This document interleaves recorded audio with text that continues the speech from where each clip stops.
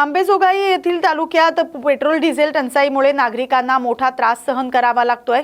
बहुतांश पेट्रोल पंपांवरील साठा संपल्याने अनेक पंप कालपासून बंद होते, तर आज सुरू झालेल्या मोजक्या पंपांवर वाहनांच्या लांबच लांब रांगा लागल्याचं चित्र पाहायला मिळतंय। तासनतास रांगेत उभं राहावं लागत असल्याने सर्वसामान्य नागरिक आणि वाहनधारक हैराण झालेत। काही ठिकाणी किरकोळ वादाचे प्रकारही घडल्याची माहिती आहे।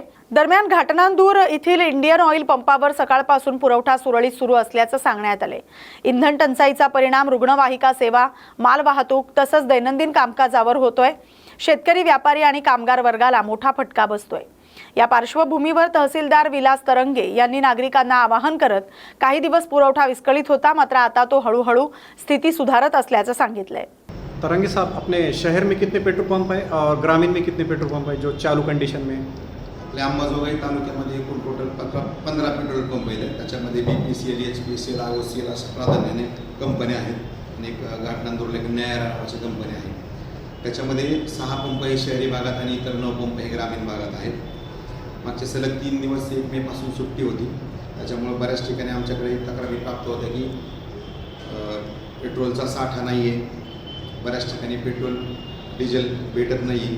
2-3 गोष्टी की सलग 3 दिवस सुट्ट्या, कंपनीकडनं पेट्रोल पंप चालकाला वेळेत पुरवठा न होणे, काही ट्रान्सपोर्टेशनच्या पण आम्हाला अडचणी त्या प्रतिनिधींनी सांगितल्या। याच्यामुळे 2-3 दिवस थोडीशी हैराणी झाली, हे आपल्या सगळ्यांना याची कल्पना आहे।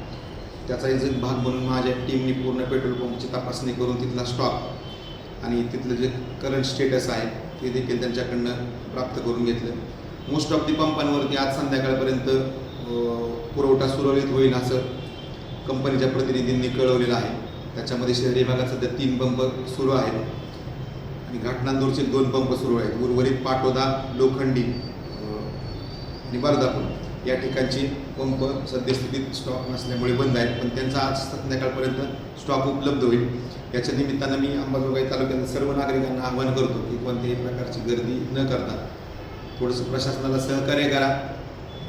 बऱ्यापैकी सर्वच ठिकाणी अशी परिस्थिती असल्यामुळं एकूणच व्यवस्थेवरती ताण निर्माण होतोय, पण त्याच्यातून तो प्रश्न आपण सोडवण्यासाठी कंपनीच्या लोकांना आपण तात्काळ बोलून त्यांच्याकडून हा पुरवठा कसा करून घेते याचे प्रयत्न आमचे पंपचालक आणि प्रतिनिधी यांच्या मार्फत सुरू आहेत। तरी याच्या वतीने सगळ्यांना या निमित्तानं सांगू शकतो की आपण थोडंसं सहकार्य करा, थोडासा संयम बाळगा, पॅनिक न होता।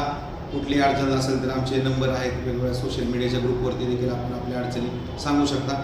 त्या सोडवण्यासाठी माझी पूर्ण यंत्रणा आम्ही निश्चितपणे प्रयत्न करू। धन्यवाद। सर, पब्लिक की कुछ कंप्लेन है कि कुछ पेट्रोल पंप पेट्रोल का स्टॉक रहते हुए पेट्रोल नहीं दे रहे? असं कुठल्याही ठिकाणी नाही आहे। म्हणजे नायब तहसीलदार पुरवठा आणि प्रत्येक मंडळ आहे, ग्रामीण भागामध्ये प्रत्येक मंडळ अधिकाऱ्यांनी त्या पेट्रोल पंपावरती व्हिजिट दिलेली आहे।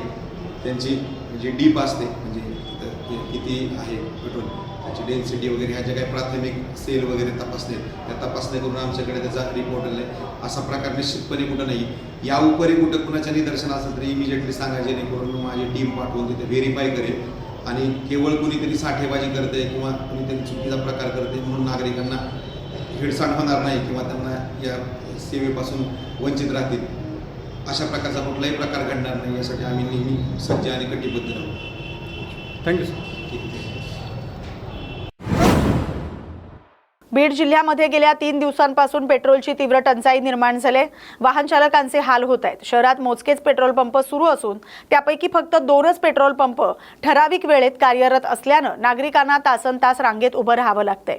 2 चाकी वाहनांना 1 ते 2 लिटर तर 4 चाकी वाहनांना मर्यादित 10 लिटर पेट्रोल दिलं जात असल्याने संताप वाढतोय। अनेक ठिकाणी 3 ते 4 तास प्रतीक्षा केल्यानंतरच पेट्रोल मिळत असल्याचं चित्र आहे।